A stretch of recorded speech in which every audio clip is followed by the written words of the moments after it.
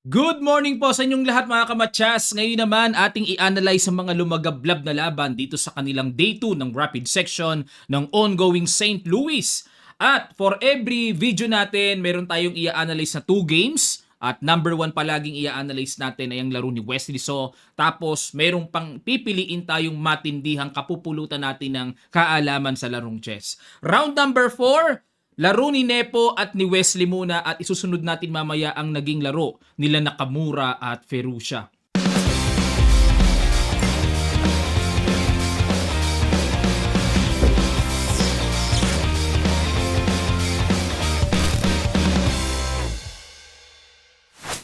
Ang ginawa ni Nepo, nag C4.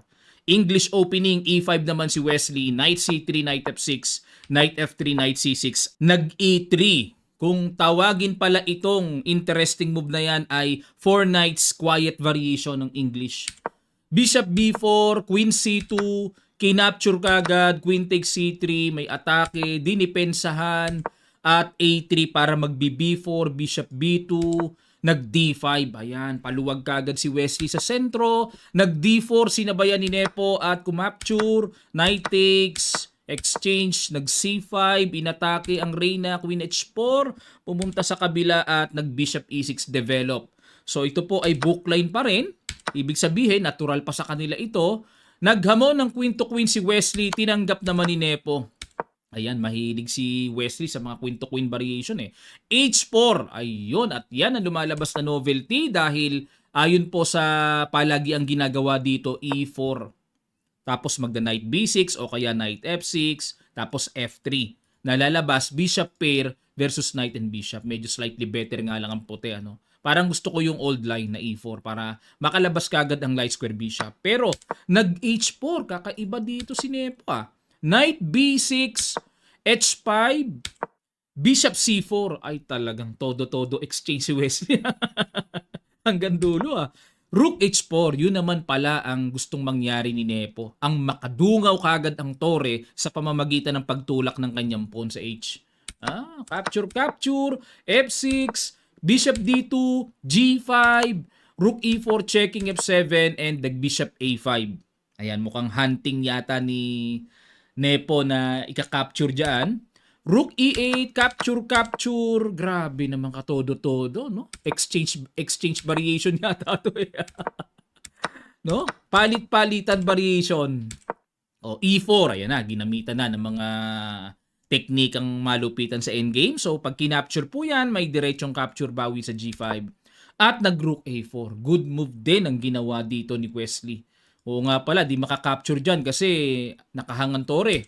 F3, capture, rook takes G5, capture, at nag-king F6 para hindi maka-rook G7, rook D5, and nag-rook D4. Talagang nagpaniguro si Wesley na talagang wala ka ng pyesa.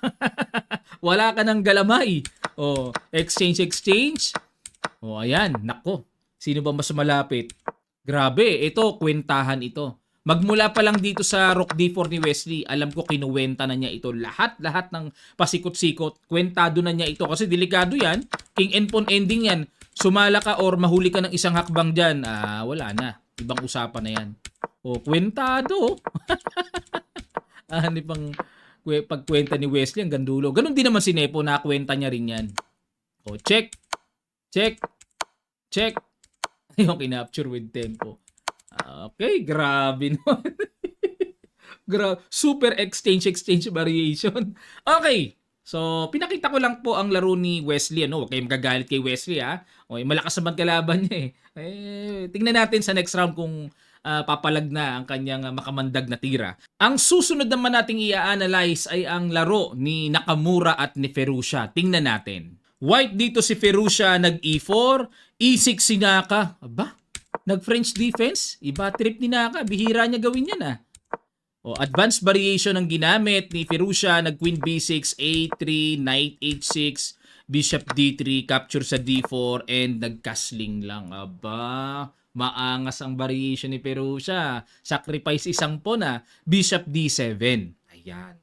O, tanong dito, bakit hindi tinuluyang capturein uli yung pawn sa C3 para masabing talagang klarong lamang na isang pawn ang black? Magda knight takes C3 kasi.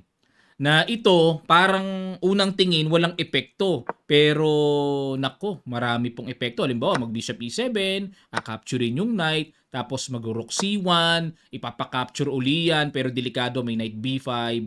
Ayan.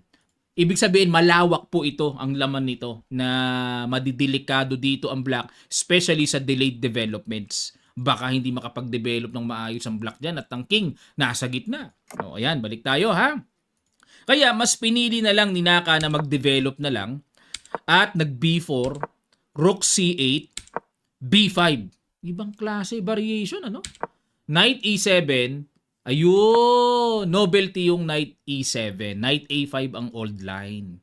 O, tingnan natin Knight E7, nag-Knight XD4, o di bawi na ni Ferrucia yung isang pawn.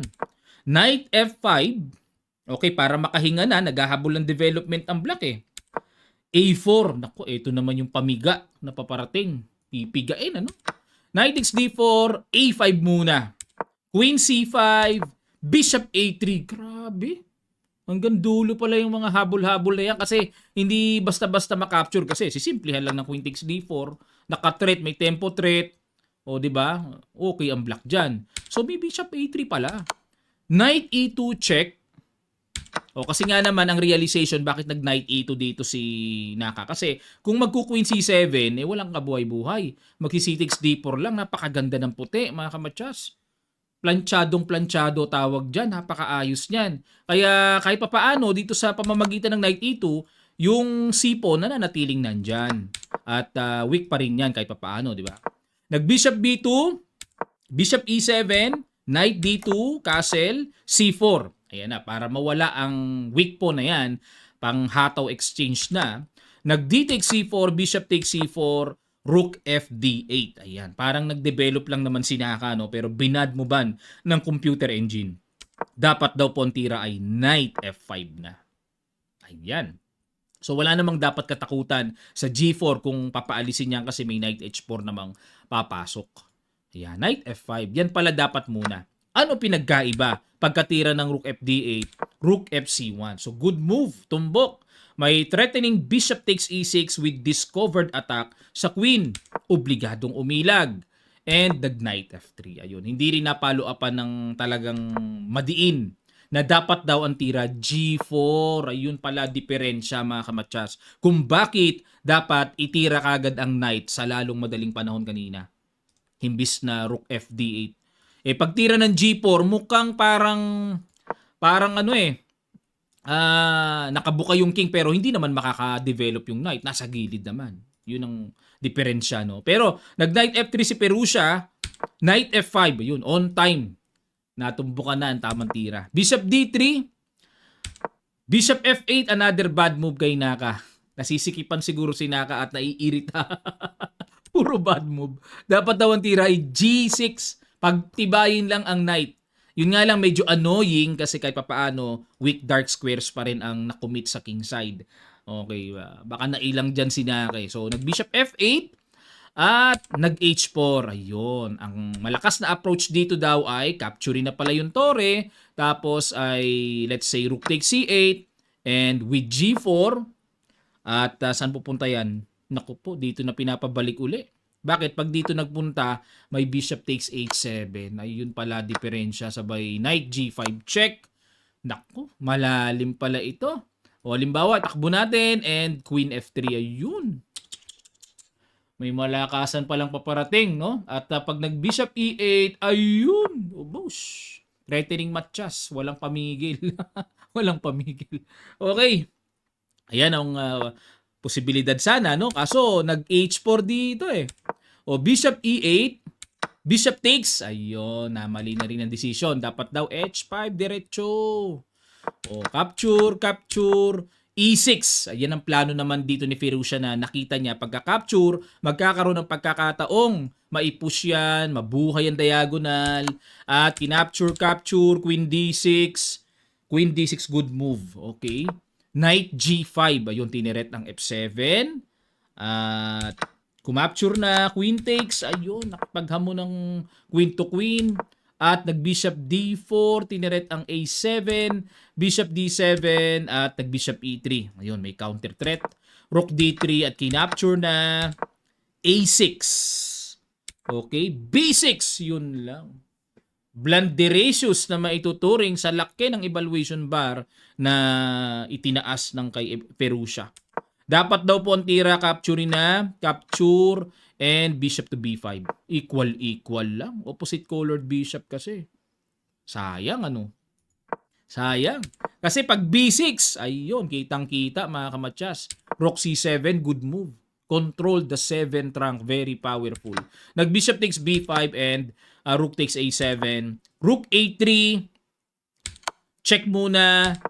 Ayun, may pagkakataong magkaganon. Oo nga, no? May pagkakataong makaganyan pa pala. Kasi yung pawn sa B6 ang problema eh. Nag-rook A6 para madepensahan ang B6. O dito mga kamatya, sige po. Pakiguess nyo, ano ang good move dito na ginawa ni Ferusia na tumbok sa computer engine sa ilang sandali lang tutuloy kagad natin. Start.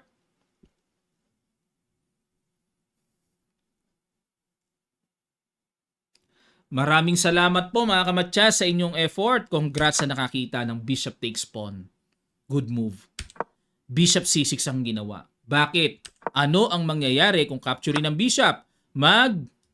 Sapul na ba yan? Check na ba? O, rook B8 lang pala. O, ayan. O, parang ang sarap sanang i-check eh. Sabay diretso queen eh, di ba? Pero rook B8 pa ang computer eh. So, pag nag-rook A6, mag-A8. Ganun na lang ang gagawin. Ayaw ng computer ng ano ba mangyayari kung i-check doon. O, pag-aralan lang natin na capture then queen. 'Di ba? Ayaw niya niyan. Ang gusto niya yung simplihan lang. Pero parang ako gusto ko may reyna eh. No? Parang gusto ko may reyna eh. O, depende sa taste yan eh. O, pero nag-bishop C6 dito si Naka. Ayan, and nag-rook C8. So, kinapture na, then capture din naman ng bishop, very obvious. Then check, king h2, punta sa likod, check, king f6, and king g3. Ayan. So, ito po ay winning advantage talaga sa rook and pawn ending na ito, pero hindi easy. Kasi rook and pawn ending, napakaraming tabla niyan. Kaya kailangan ingatan din ni Ferusia ang pagdadrive nito. F4, king E2, H5, king D3. Yun ang plano. Lalapitan yung tore. Takes, lapit. Ayan, rook A1 at ang maganda dito sa posisyon naman ni Naka, yung mga pawns niya nakaambane, parang tipong sacrifice yan tapos makapangulit yung H-pawn. Parang may mga tabla-tabla, good move ang F3. Yan ang tira mga kamatsas. Para walang panggulo. Kasi pag nagkaroon ng pass pawn yan, ibang usapan yan baka matabla eh. So F3 o H3. Obligado na yung mga ganyan. Grabe kinat-off. Accurate yung play ni Perusia sa endgame, ano? Accurate, oh. Ayun. Then, pupunta na yan dyan, eh. O, para i-push na. Ayun. At dito po ni-resign na ni Naka.